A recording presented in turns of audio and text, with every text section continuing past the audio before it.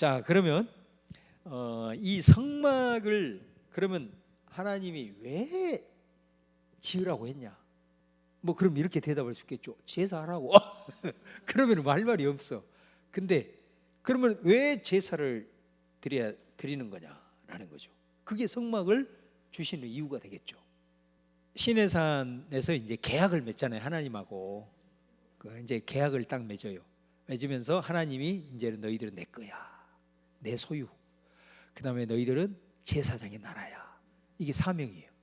거룩한 백성. 그러니까 앞에 출애굽기 15장 5절 6절이 출애굽기 전체의 주제 구절이에요. 요 구절이 출애굽기의 중심 구절이에요. 그래서 이 시내산 언약을 맺으면서 이제 너희는 종도 아니고 노예도 아니고 이제는 내 거야. 이게 이제 이스라엘의 정체성.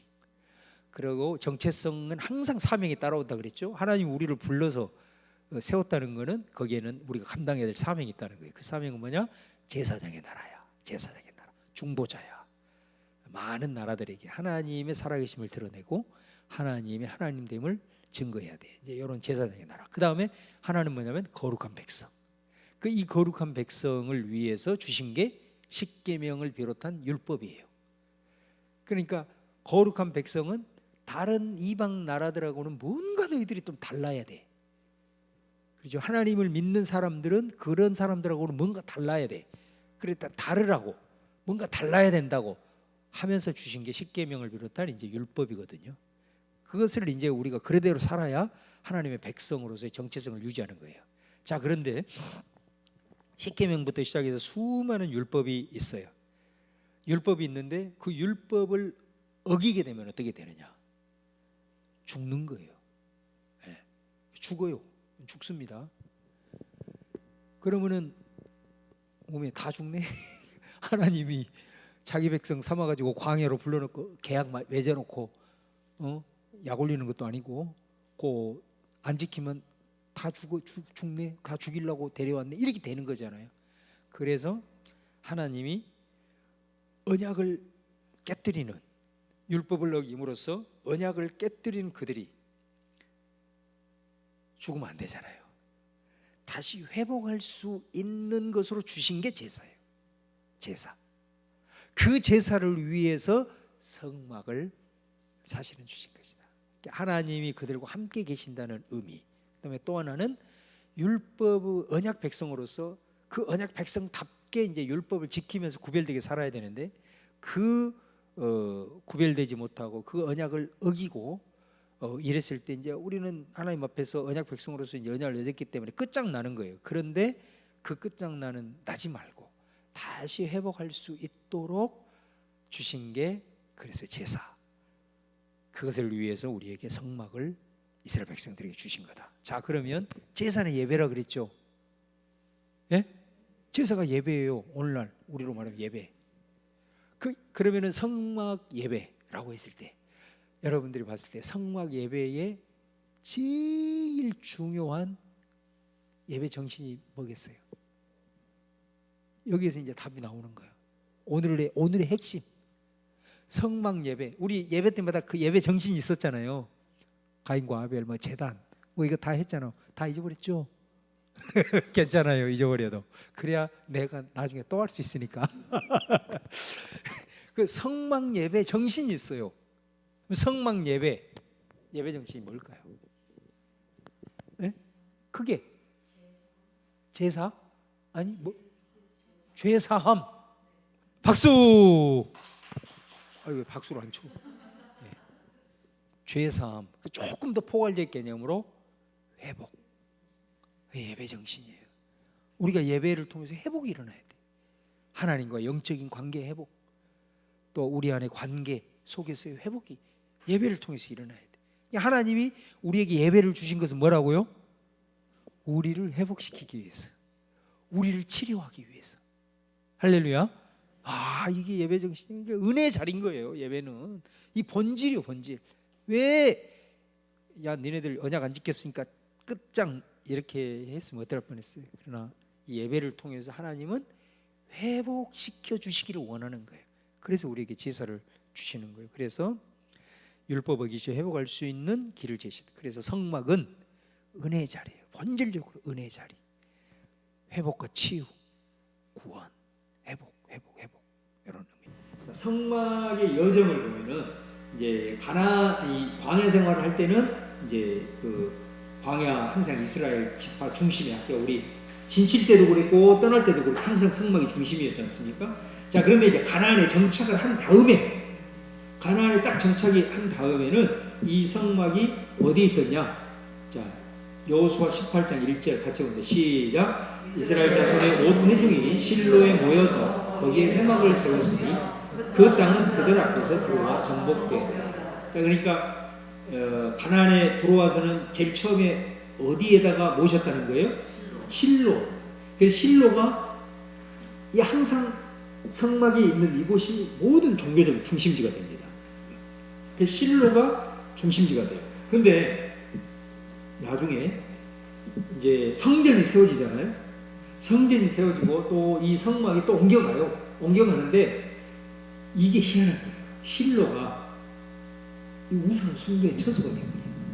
그러니까 다시 말하면 이거 영원한 곳이다 이거예요. 옛날에 성막이 있었던 곳이다. 그래가지고 거기가 일종의 그냥 재단처럼 돼가지고 그곳이 그냥 완전히 어떤 하나의 좀 우상화 되어버린. 그래서 여러분 우리 잘 아는 대로 모세 무덤 있어요 없어요? 있어요 없어요? 없어요. 모세 무덤. 만약에 여러분 느보산에 모세 무덤이 있었다고 생각해 보세요. 그것은 틀림없이 모세의 숭배 재단이 세워지게 됐을 겁니다. 네, 그런 것처럼 실로가 나중에 그렇게 됩니다. 그 다음에 이제 또 시기가 지나서 사무엘상이면 이제 다윗이 통치하고 있는 그런 시대 아니겠어요?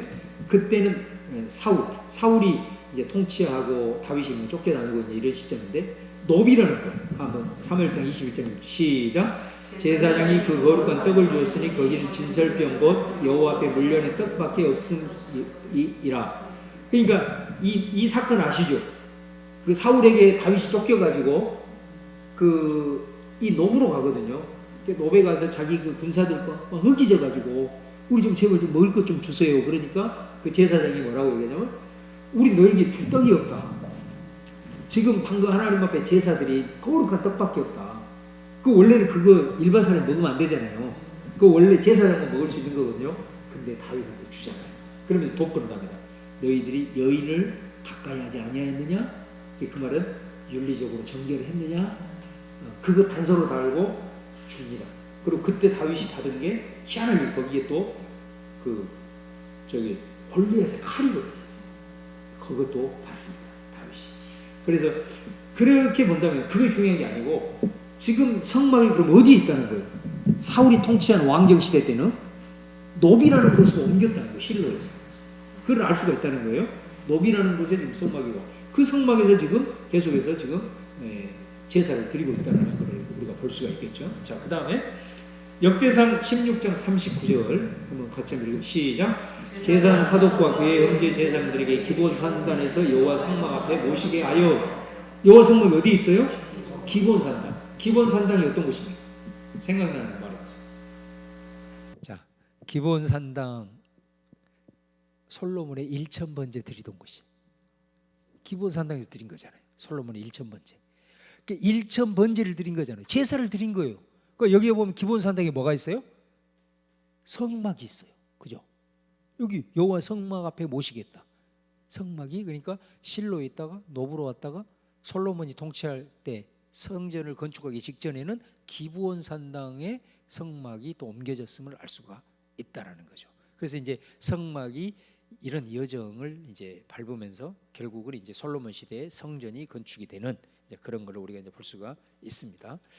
그다음에 이제 성전 건축 후 왕상 8장 4절 말씀에 보면 자, 거기에 보면 여호와의 궤와 회막과 성막 안에 모든 거룩한 기구들을 메고 올라가되 제사장과 레위사는 그것을 메고 올라가며. 그래서 이제 그 기본 산당에 있는 모든 그 성막과 관련된 기구들, 이 기구들을 이제 뭐 텐트나 이런 건 이제 아니고 그 성소 지성소에 있는 것들 이런 것들을 이제 옮겨서 그 이제 안치하는 성전으로 안치하는 것을 이제 우리가 이제 볼 수가 있습니다.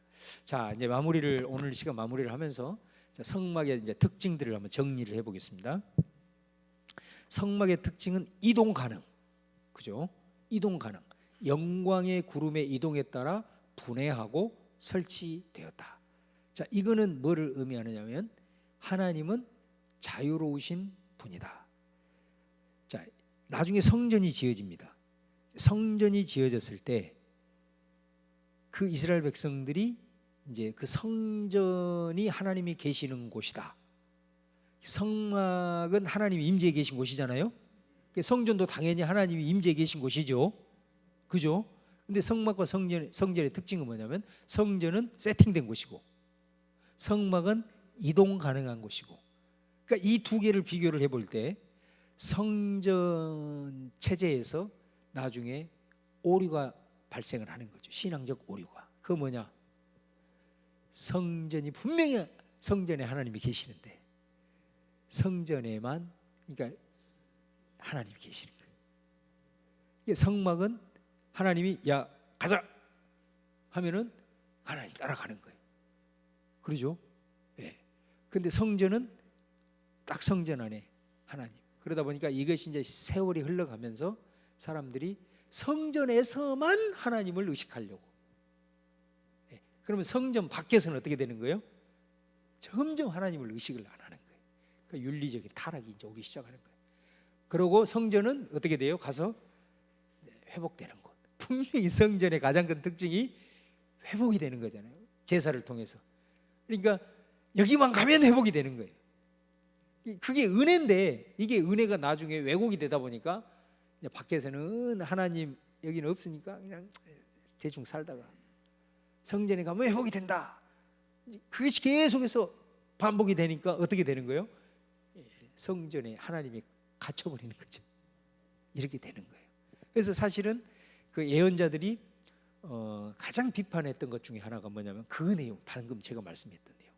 너희들이 하나님을 성전에 가둬버렸다. 성전에 가둬버렸다. 그래서 삶에서는 하나님 전혀 의식하지 못하고 마음대로 이렇게 살인하고 막 그런 죄를 짓고 와서 하나님 앞에 성전에 와서는 제사 드리면서 에이 우리 하나님 자녀 아닙니까? 하나님 백성 아닙니까? 하면서 이렇게 하나님 앞에 떳떳하게 얘기를 하는. 여기서 제사만 하면 하나님이 다 이렇게 해줘. 마치 그 동전을 딱 넣으면 뭔가가 뚜룩뚜룩 나오듯이 자판기처럼 이렇게 돼버리는 게 성전이 그 기능을 해버리는 거예요. 내가 제사만 드리면 따다닥 나오는 이런 식. 이거 예언자들이 그토록 그 이스라엘을 비판했던 메시지 중에 아주 가장 큰 거죠. 그래서 성전 하나님은 성전 안에뿐만 아니라 온 땅에 충만하신 분이고 자유로우신 분이고 이런 분인데 성전이 세워짐으로써 그 하나님의 자유로우심이 제한되어지고 또 성전에 가두어 버리는 오류를 범하게 되는 이런 상황이 발생을 하게 됩니다.